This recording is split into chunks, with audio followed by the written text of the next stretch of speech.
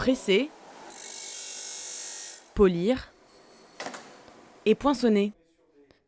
Ces couverts, c'est près de 35 étapes de fabrication.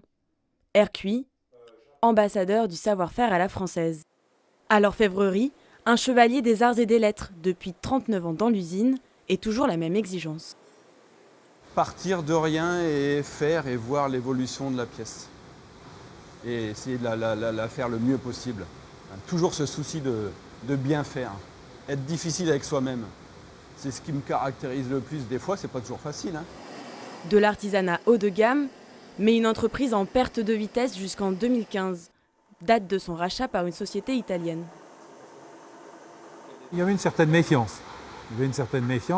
Quand on est repris, on s'attend toujours, on se pose des questions, on a besoin d'être conforté un petit peu sur quel est l'avenir, quelle est la stratégie de l'entreprise, etc. Est-ce que nos emplois sont en cause, voilà. Donc, des garanties ont été données par l'actionnaire. De nouveaux investissements financiers à la clé, plus de machines et une activité tournée vers l'export. Résultat, un carnet de commandes bien rempli.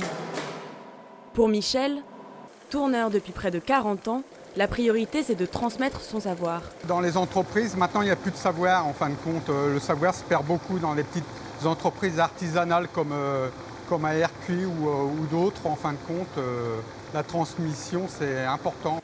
Michel comme les autres partiront bientôt à la retraite. Recruter des ouvriers qualifiés est donc pour Hercuis un enjeu de taille. Objectif, faire perdurer l'art de la table à la française.